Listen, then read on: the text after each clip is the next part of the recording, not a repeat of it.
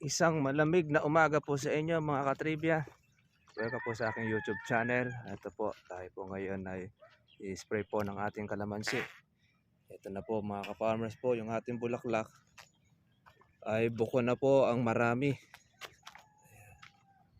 Kaya follow up. Lagi lang po tayo follow up sa ating pag-alaga.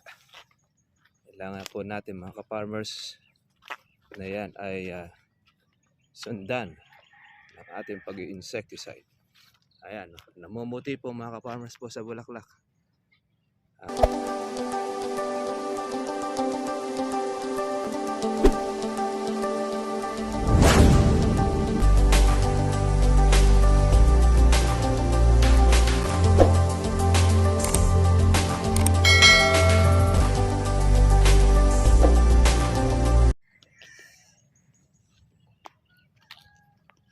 Isang malamig na umaga po sa inyo mga katribya. Welcome po sa aking YouTube channel. Ito po, tayo po ngayon ay i-spray po ng ating kalamansi. Ito na po mga ka-farmers po, yung ating bulaklak ay buko na po ang marami. Kaya follow up. Lagi lang po tayo follow up sa ating pag-alaga. Kailangan po natin mga ka-farmers na yan ay sundan ng ating pag-insecticide. Ayan, namumuti po mga ka-farmers po sa bulaklak ang ating kalamansi. Kaya nakakatuwa. Kahit napalagay natin mga katribya, hindi natin alam kung magkano po ang magiging presyo ng mga bulaklak na yan. Importante ay makatuloy sila. Para po nun ay meron tayong aanihin. Pero kagandahan naman ng ating bulaklak, matataba, malulusog. Ibig sabihin ay maganda po mga ka-farmers ang bukadkad niya.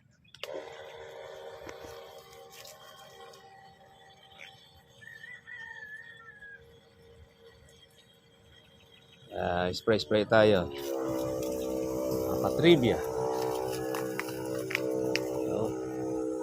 At marami pang mga maliliit na sumusulpot. Hindi na po lumulubay sa kabubulaklak itong ating kalamansi. Siyempre, meron rin naman po tayong palakihin. Nakakuha na po tayo ng ating pang-alaga sa kanya. Meron pa tayong pinapalaki na bunga. Ganyan ang kalamansi. Yan ang cycle niya. Tapos yung pinagpitasan,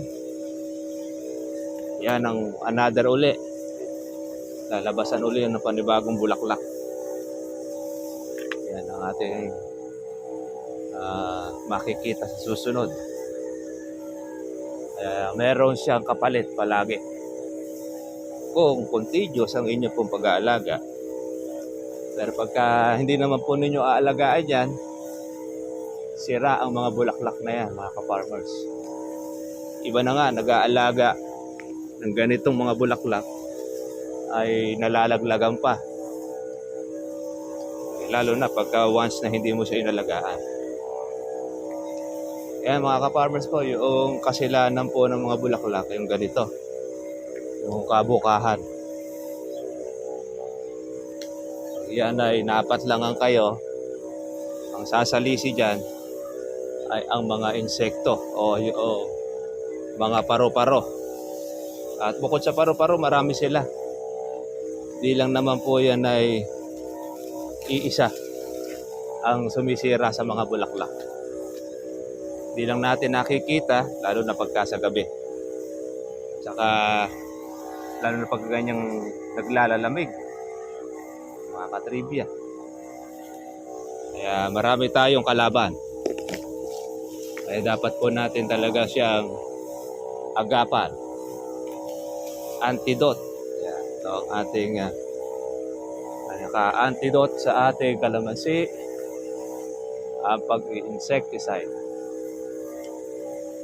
Para hindi siya dapuan ng marami pong mga insekto. Although yung ating mga gamot na ginagawa. Morning mga katrivia. Ito na po yung ating pong bulaklak. Napakakapal.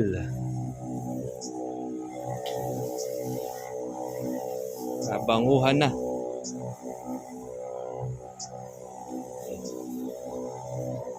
Spray tayo.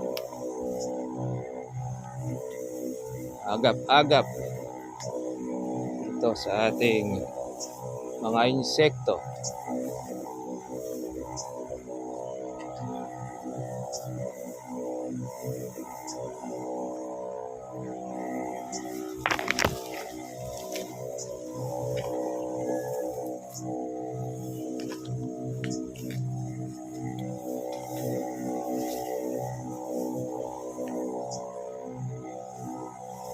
Spray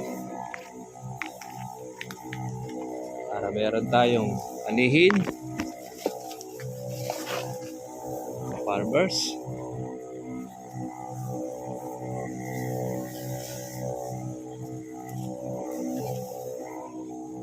Gandahan nito tahimik ang hangin.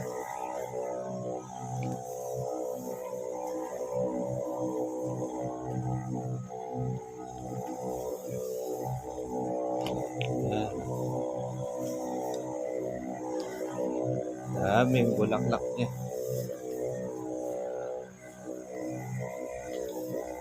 Sagana.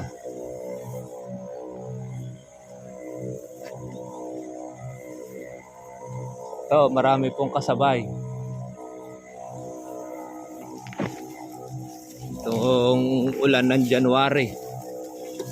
Ulan dito mga ka-farmers po ng January. Pati yung mga hindi naglagay ng pataba, meron din silang ganito bulaklak na marami. Kaya lang, pagka wala po pataba, mahina rin po ang flower niya. Hindi rin po magtutuloy. Importante pa rin dyan, meron tayong abono.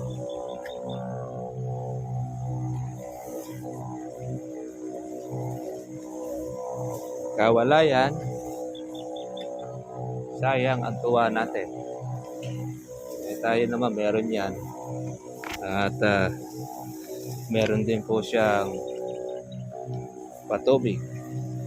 Kaya doble-doble sa tubig na ito.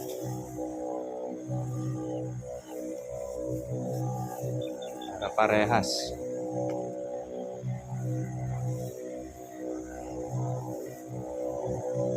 Buti mga ka-farmers. Taba ng mga bulaklak nito.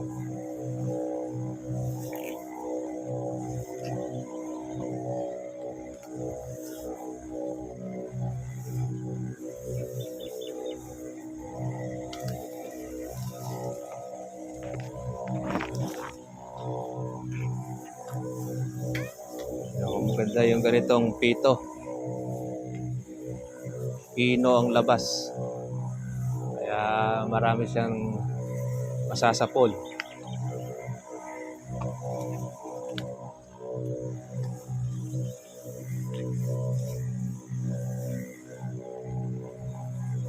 Dahil pa mga maliliit.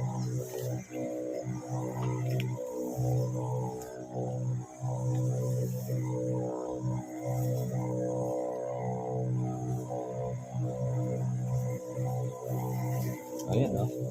Mga insekto lumilipad.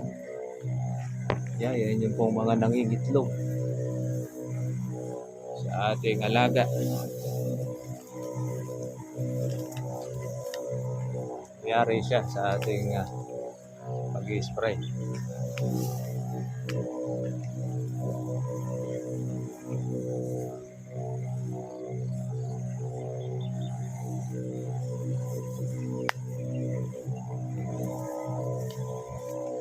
Bukahan ng iba.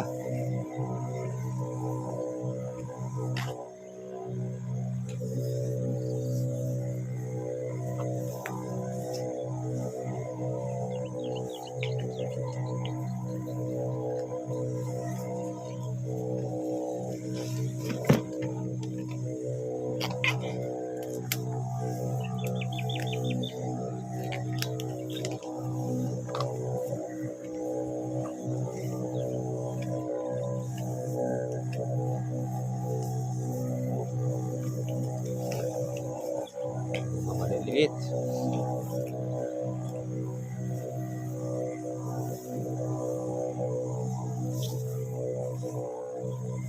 Alam mo siya isang pagita. Katrivia.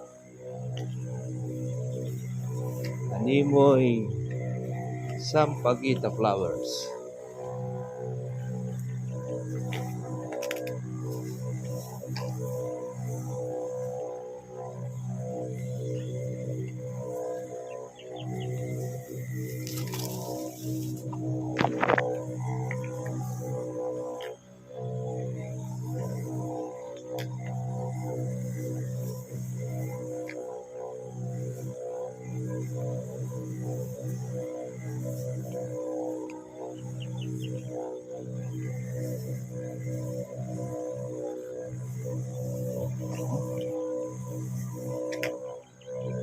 Ah.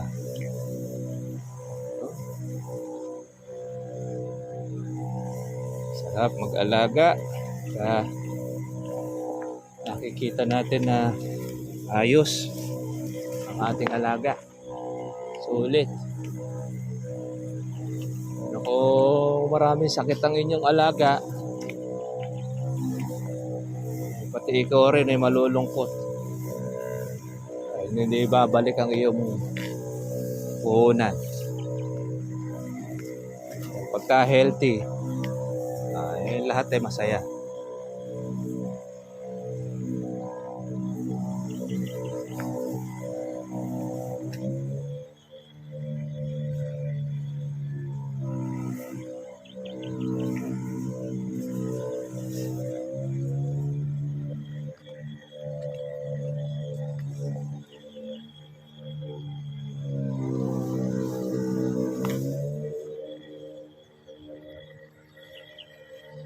Ubus na lang natin ito.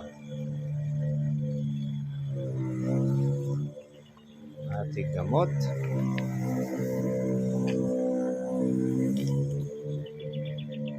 Para sulit.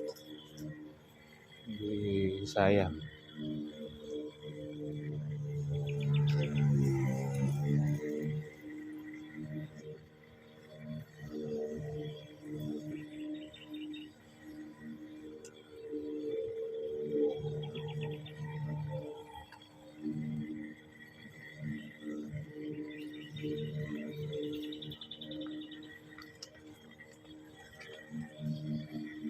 Okay, tapos na.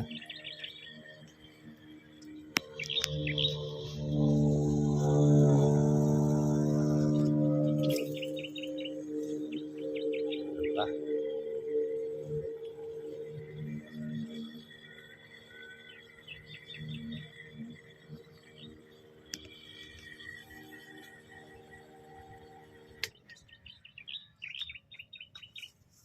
Ayan mga ka-farmers, yung ating kalamansi.